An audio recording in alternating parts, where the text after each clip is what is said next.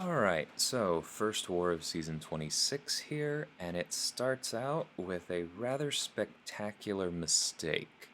Those of you familiar with Path 5 probably already know what's about to happen.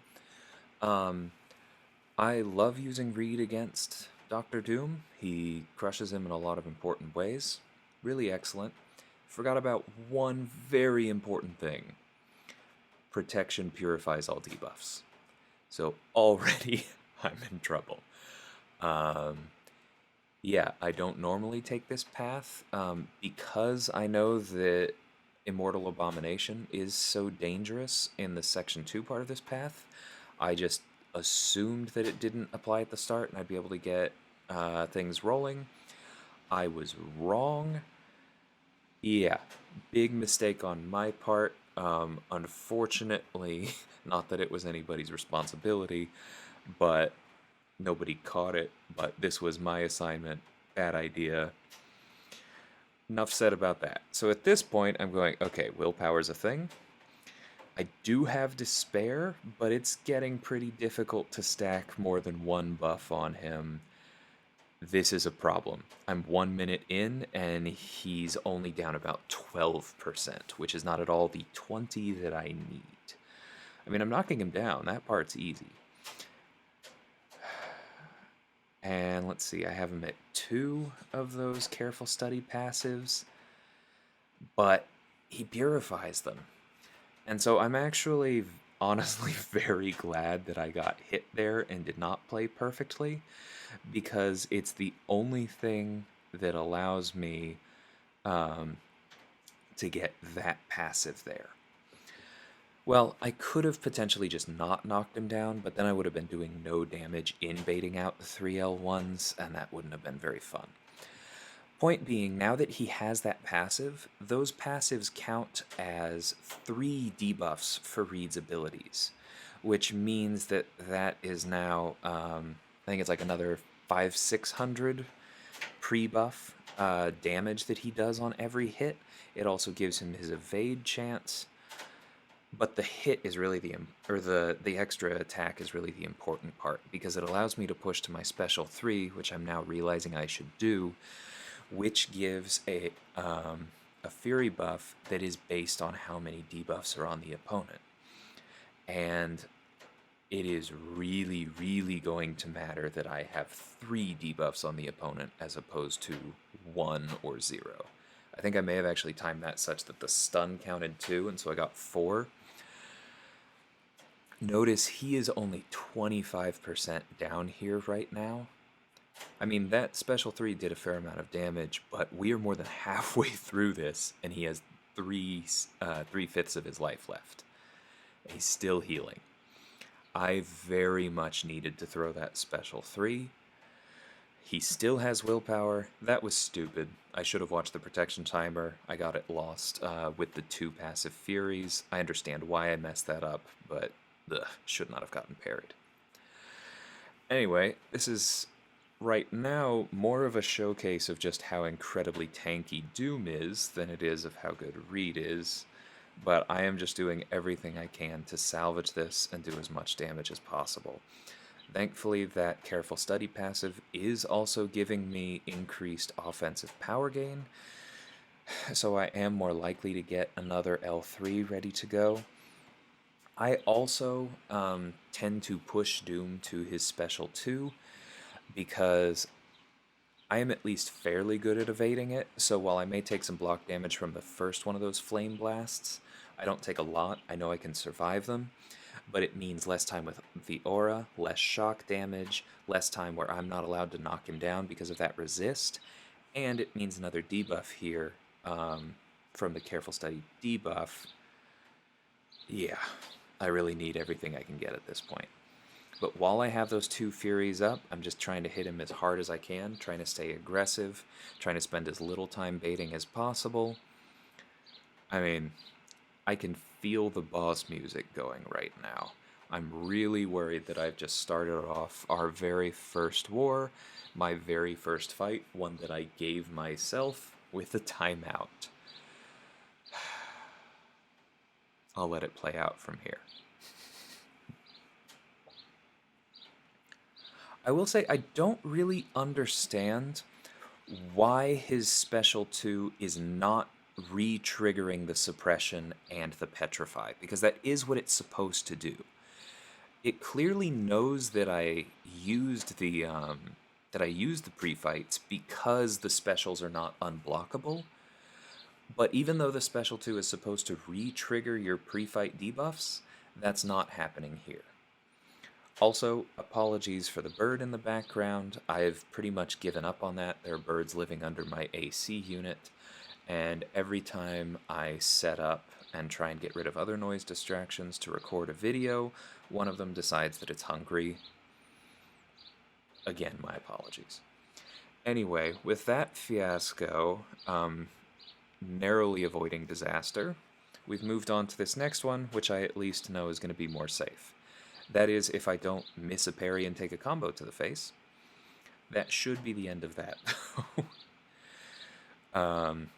Apocalypse is obviously fantastic for Hitmonkey, can reduce his evade chance, destroys his purify chance. Yeah, this should be really easy as long as I just don't mess up any evades or take any more hits.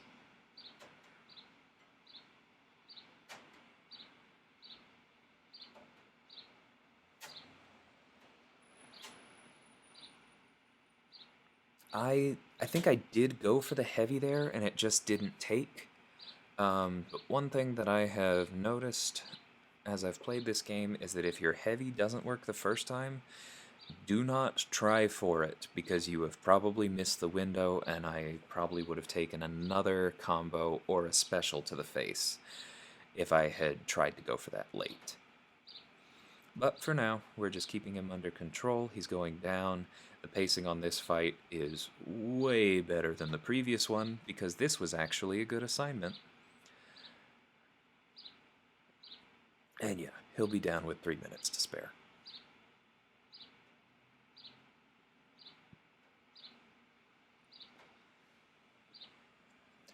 I do really enjoy using Apocalypse on offense. So next up we have Tigra versus Thing on Ebb and Flow Intercept in Tier 2. She really is quite good for him in a lot of ways. I find it easy to intercept with Tigra, and she also will turn off his Unstoppable, which is extremely handy just because her Neutralize stops buffs from proccing. See, there you saw it happen. We took him past 15, but nothing bad.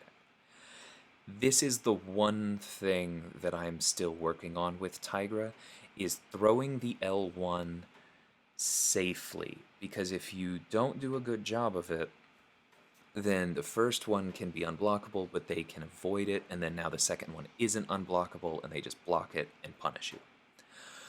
So even though I talked about Tigra countering Thing and preventing his Unstoppable, there is one instance in which that does not happen, which is if he is already at 15. Because she will prevent the Unstoppable on the second hit, if that's the one that takes him past 15, but not on the first. So, excuse me, you want him to be throwing specials when he's either at 15 or a bit below it. I'm actually trying to avoid being at 12 stacks here, because that means that the 3-hit heavy is going to put him at 15.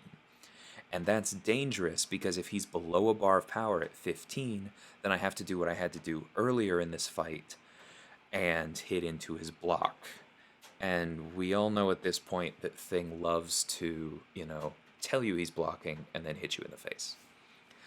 The good thing is that it's fairly easy to intercept with Tigra's L2. So, I was able to get the passive Fury from that and do a lot of damage with that one.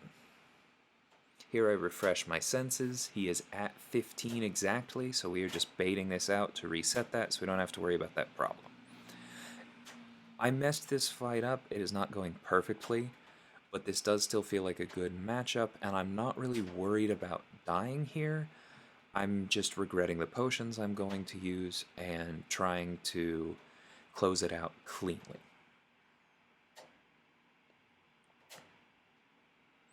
And there we go. I know that's going to be the end.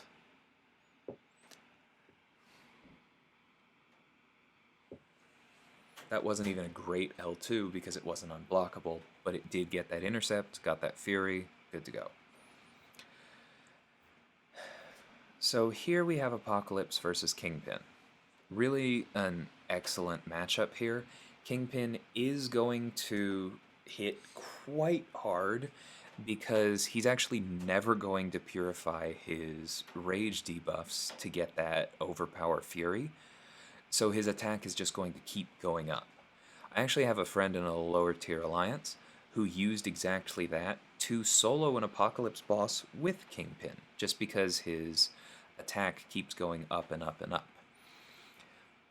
But here, the important part is that we are able to heavy counter his heavies, get those bleeds up, and thus get specials.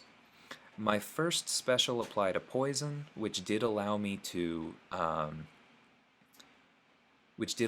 parry him for a short window, but I did my duels beforehand, and I know that my heavy counter that refreshes that poison is not going to count as a new one, and thus is not going to turn off Stunning Reflection. So I am basically playing this fight as stun immune. I was expecting that going in. What I was not expecting was Thing forgetting that he has special attacks to quite this extent. Now I have to wait out the Unstoppable. That's fine. At least he finally threw it. It was, the not throwing the L1 that bothered me. I'm comfortable evading his specials. Not a problem. We refresh the poison. Now we use the L3. So this actually does count as a new poison.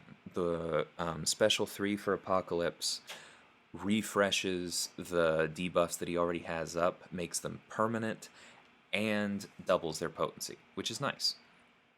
So I can stun him here, it just doesn't matter because he's unstoppable. Oh well, good to know for next time. So he's already backed me up again. I'm a little bit worried about, the same thing happening, and so here's where I make a mistake. I'm heavy countering, that's what I should be doing.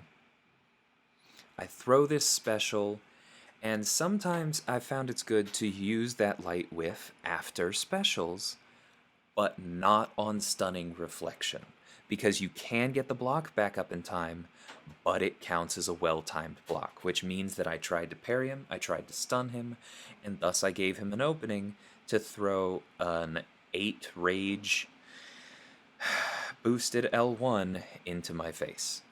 I almost salvaged it. I could have salvaged it if I had ended my combos on lights and thrown that special with a weakness to do more damage against him. But I didn't have the presence of mind to do that, and so I died. Well, I got the pressure of a deathless season out of the way early, huh? Anyway, finished that one up with Tigra, but that's not important to see. And now we are on to the boss. So I had Reed, he had those pre-fights. I went ahead and used these two. Petrify isn't going to help much here. It would have reduced his willpower healing a bit, but I knew that with Despair that was already pretty much under control. So I used Debuff Siphoner to make my Ruptures do more damage, and I used Suppression to reduce his defensive power gain, so that when I got him in the corner, I would be able to chain more heavies. I did back up too much on that last L1 evade, as you saw, which is why I ended up holding the heavy and intercepting him with it. Not ideal, don't recommend that, but it's good to practice that just in case you do get yourself into an unfortunate position.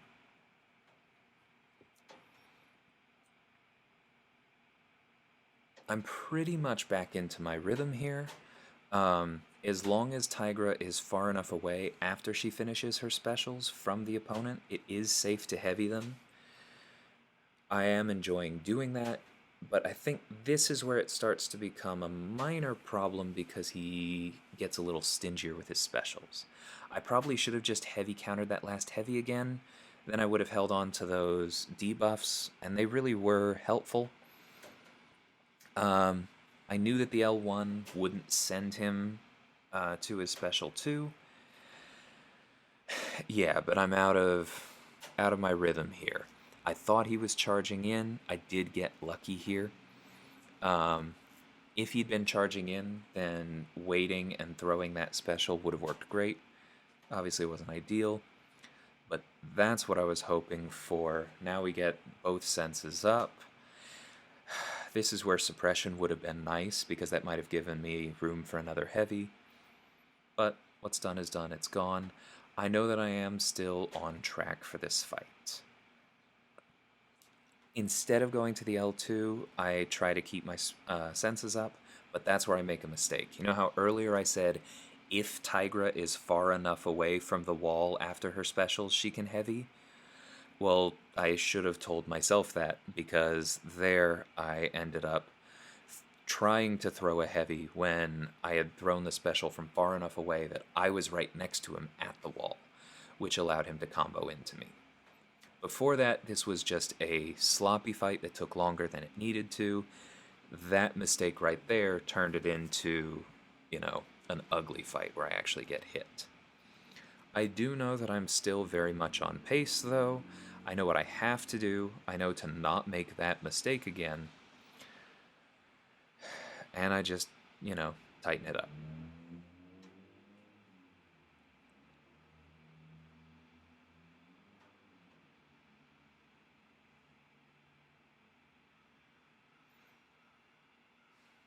There's the L2 that I've been waiting for.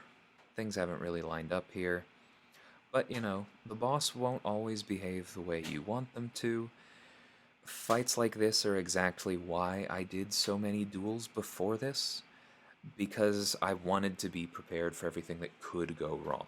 That's a big part of my dueling philosophy, is make it so that you're comfortable enough with the matchup that even if you mess up, you can salvage it. Unfortunately, that didn't work in the Kingpin fight, but I'm glad I got the boss solo. We ended up winning this war. It went quite well. I think we got the jitters out. For some reason, especially in my battle group, first war of every season is less than pretty. See y'all next time.